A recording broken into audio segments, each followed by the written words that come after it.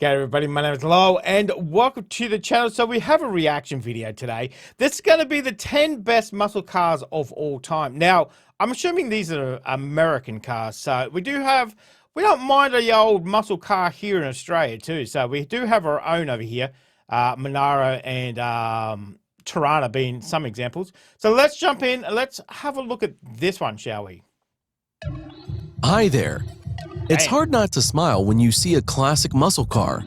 These powerful monsters were created to not only take you from one point to another, but also to deliver a thrilling ride. Man, they don't make cars like this anymore. Those lines, how they look. I can't hear any of the sound. I mean, that's half the joy of a muscle car, isn't it? The sound. But, okay. Full of heart-pounding pleasure. Big, heavy, loud, and rough, they're all the wonderful things in muscle cars that you should love the American automobile industry for. And in today's video, you will learn about 10 legendary muscle cars, the appearance and power of which are amazing. Man, that black on a muscle car, whew, you can't beat that. It looks so good. It looks so good. 1968 Ford Mustang Shelby GT500. The Ford Mustang car is modified by American racer and designer Carroll. We all know about the movie Bullet, obviously. Yeah, that's a good one. That's a good one to start with. Shelby were the cherished dream of every true Mustang fan. Released in 1965 and 1966, the Shelby GT350 and Shelby GT500 models were not only powerful, but elegant and light, perfectly suitable for traveling. After a couple of years, the Shelby GT philosophy changed, and his cars actively participated in sprint race competitions. So under the hood of the 1967 and 1968 Shelby GT500 was an engine with a capacity of 625 horsepower and a volume of 427 cubic inches. The engine is aligned with a 6-speed manual gearbox designed for drag races. The increased body length and more aggressive appearance of the car favorably distinguished the Ford Mustang Shelby GT500 from the 1965 GT350 models. 1970 Chevrolet Camaro Z28. Chevrolet Camaro, the iconic American passenger car, manufactured by the Chevrolet division of General Motors Corporation. Cars of the second generation were produced from February 1970 to August 1981. The standard Sport Coupe model could be supplemented with the special design package Rally Sport RS or equipped with more powerful engines performed by the Super Sport SS.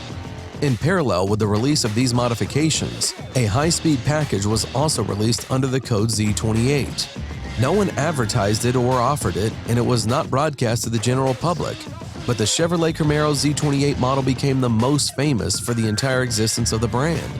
Package options for the Z28 included a special 5.7-liter engine with 360 horsepower, spoilers front and rear, and coloring in the form of racing stripes on the hood and trunk lid, white for cars painted in dark colors, and black for cars painted of light shades. Dang, that's a nice car. Nice car. 1967 Chevrolet Impala SS. Oh. The Chevrolet Impala is another iconic American full-size car, manufactured by the Chevrolet division of General Motors Corporation. Nice car. The sports modification Impala SS Super Sport was produced from 1965 to 1967 and won a crowd of fans. The body of the 1965 model was great by American standards and remained in service for a long time. But in 1967, it was restyled. The car received a more thorough sculptural study. The sidewall of the body was a bit smoothed. Their lights were recessed into the grille and large turn signals on the sides. The car began to look more harmonious and aggressive. The engine of the Impala 67 is also worth a look. It was a V8 with a capacity of 425 horsepower and a volume of 6.7 liters, which literally tore the asphalt from under the wheels. Dang. 1970 Chevrolet Chevelle LS6. When the company GM squeezed their previous requirements, prohibiting the installation of an engine of more than 400 cubic inches on medium-sized cars, in the American automobile industry there was a real boom of muscle cars. According to most conservative estimates, the power of the LS6 was 450 horsepower, but according to some experts, due to the high compression ratio and the huge Holley 78 CFM carburetor, the actual power of the LS6 was close to 500 horsepower. Employees of the magazine Car and Driver tested the car in 1970 and claimed it went from 0 to 60 in 5.4 seconds. Wow. How much faster do you think this car would be today with modern tires? Man, that is a nice car too. 1970 Plymouth Hemi Cuda. Plymouth Hemi Oh, I've never heard of that one before. Okay. Cuda was not a full-fledged model, but a sports version of the third-generation Plymouth Barracuda with a huge Hemi engine. As befits a true legend among racing cars, not many cars could compete with the 1970 Hemi Cuda. It was distinguished by its classic balanced appearance and engine, the frame of which was no less than the car itself. The heart was the legendary 426 6.9-liter block Hemi. Fully cast iron, it possessed 2 valves per cylinder in hemispherical combustion chambers. The valves were driven by a single camshaft, and the twin exhaust system helped to fill the full power of the engine. The car accelerated to 60 miles per hour in a record 5.6 seconds, and the maximum speed reached was 117 miles per hour. 1969 Pontiac GTO Judge. In the early 1960s, Pontiac was the leader in the manufacture of muscle cars. Often, the GTO is called the first muscle car, but by 1968, the car had too many competitors. Then there was the idea to create a cheaper version of the GTO with a smaller engine of 350 cubic inches. Chief Engineer John DeLorme did not approve of this venture. In his opinion, the GTO could not have such a small engine. As a result, the new model was different from the traditional GTO. The Judge was equipped with a 360 horsepower Ram Air 3 engine, but buyers could also choose the Ram Air 4 at 370 horsepower. The rarest was the Pontiac GTO Judge Ram Air 4 convertible. Oh. They released only 17 models in 1969. Convertible. Okay. That's a little different. Okay. 1978 Pontiac Firebird Trans Am. Damn. The 1970s for the muscle cars became a pale semblance of previous decades. Rising prices for fuel and insurance have forced manufacturers to restrain their passion regarding super powerful cars. This affected almost all car brands, but not Pontiac. Their Trans Am has become a public favorite since the release of the 1977 film Smokey and the Bandit. The 455 engine with a volume of 7.5 liters and a power of more than 370 horsepower, which is deservedly considered the last of the number of legendary engines for the generation of muscle cars, was installed in the Trans Am version. And the WS6 Special Package added wider 8-inch wheels, new tires, and very sharp steering to the car. As a result, the Pontiac Firebird Trans Am has become much more agile and faster on the track than the Chevy Corvette. 1969 Dodge Charger RT. I mean, look at the lines on that. I mean, all cars today just kind of seem like the same. It doesn't matter what car you're looking at, they all look the bloody same. But these cars of yesteryear, man, the lines they just sit so good. They just look like a piece of art sitting there. Look at it. Ooh. The Dodge Charger is the iconic American car produced by Dodge division of Chrysler Corporation. In 1969, the Dodge Charger was slightly modified from the previous 68-year version. External changes included a new grille with a split in the center and new taillights from designer Harvey Wynn. A new trim line called Special Edition was also added.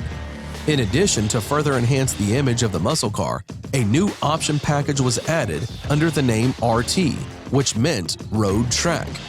The RT index was placed only on cars with high power. The Dodge Charger RT came with the 440 Magnum or 426 Hemi engine. 1969 Ford Mustang Boss 429. The golden years of NASCAR came at the end of the 70s and the beginning of the 80s.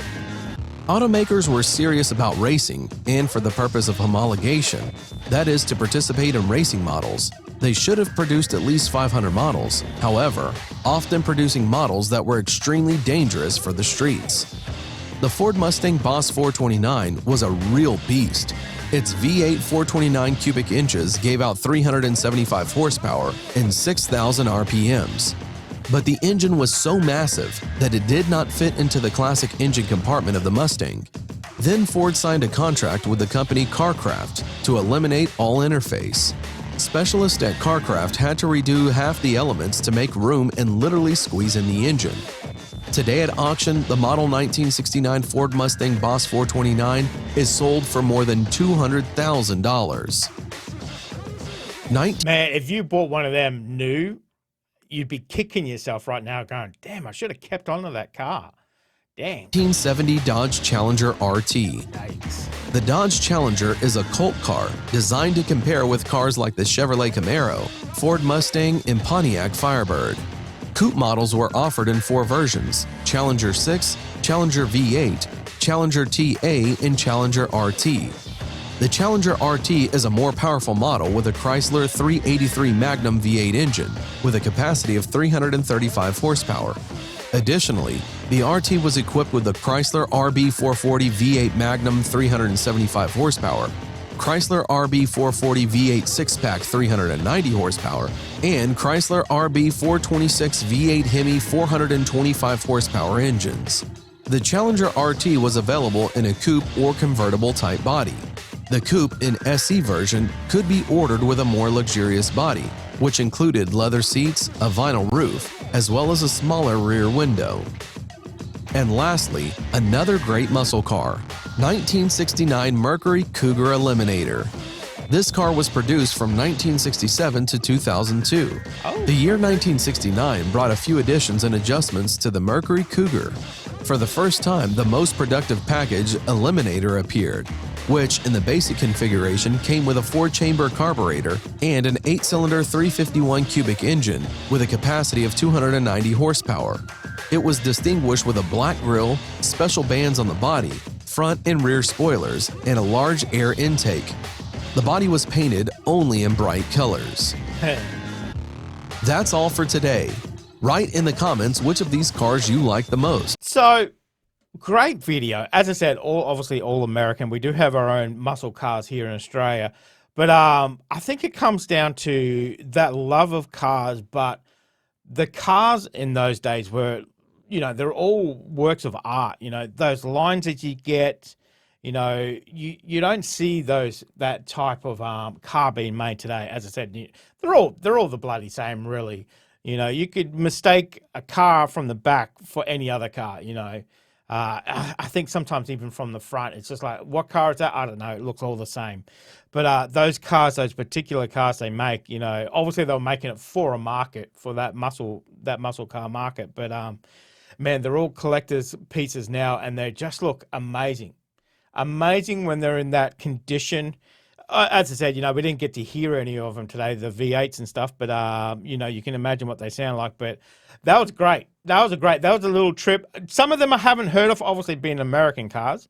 Obviously Impala and Chargers and stuff like that, you know, all those popular ones we have. We have some of them here as well. Definitely the Charger. There's quite a few of them around. Yeah, that was very good. That was a very good look at some muscle cars. So let me know what you guys thought. Let me know if you have a favorite one too. And let me know if there's one in there that wasn't mentioned, that you used to have. So guys, thank you very much for joining me today. Make sure you stay safe, and I will definitely see you in the next reaction video. Oh, you're still here? You want more content? Why don't you check out my Patreon down here? You'll get plenty more content and some exclusive videos over there too. If not, why not check out this one over here?